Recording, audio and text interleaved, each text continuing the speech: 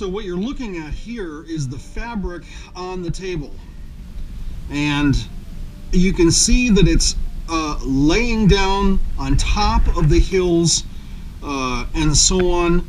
As a matter of fact, there's it's a single level hill. You can see the terrain by the shadows. And for instance, here there's a second level right here. You can see how the fabric is draping on the sculpted edge of these hills. Now, the way to do this is that the styrofoam hills, or whatever your material is underneath the fabric, has to be sculpted to a slope. In order for the fabric to really fall into that, it has to be sculpted that way.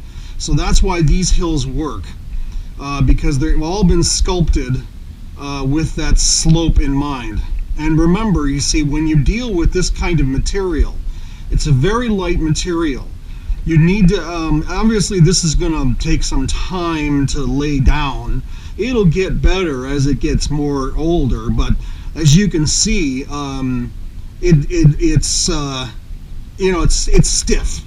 Like if I punch right here, this raises up over here, right? If I punch here, it raises the fabric over here. That's the kind of thing. So when you put the fabric down, you gotta kind of go like this with your hands and sculpt it into position so that you pull the fabric properly around it. Here's a good example right here. Now here's a perfect example. You can see me doing this. See how I'm finding the edges of the hill? That's what I'm talking about. And see here, you can see that the wrinkle is starting. Now the reason that that's happening is because this particular hill shape underneath here probably doesn't have a gradual enough slope.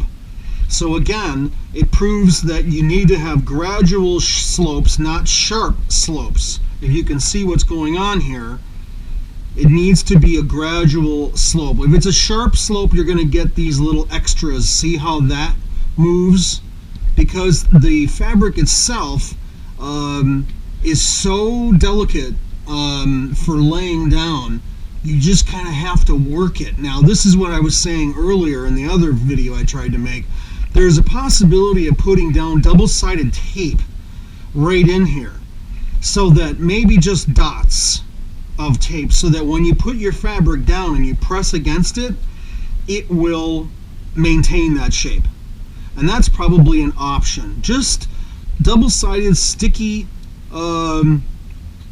pieces of tape that aren't permanent adhesive, so that when you press the fabric down, it'll stick to that edging, to that sloping. You can see it here. Again, here's a second level hill. Another example, if I can show you. I use this monitor to make sure I'm showing you correctly. So yes, right here you can see me pressing down, and that's what I'm talking about. So that's it. Now let's have a look at the actual fabric. This is the second sheet. I printed up 2 sheets of this stuff, and this is what it looks like. And you can see that it literally is a bed sheet. Right? This is what this company does. They make custom prints on fabric using either HP or a big Epson inkjet. Anyway, so this is what it is. This is the green fabric. This is a better digital pattern than I've had before. You can see it on the game table that it's kind of a nice non-solid texture throughout the entire thing. And of course, that's just an example. We could do, virtually anything you want. Any kind of texture will do. So that's the fabric right there. That's the idea.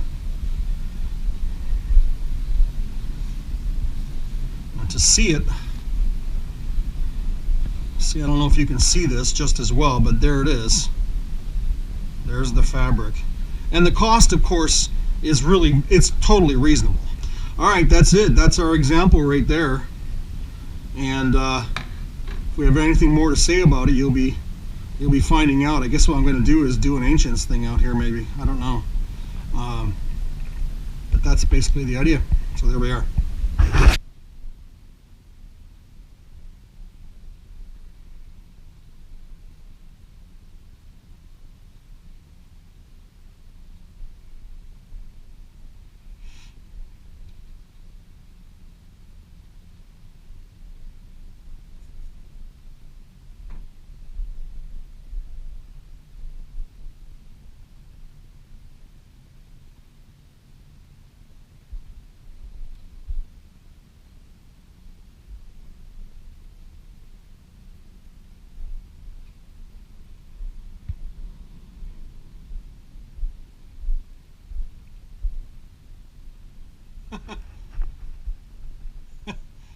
It's don't you love this hobby?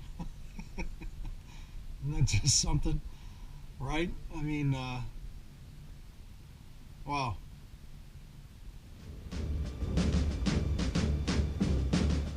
Yeah, that's quite a deal.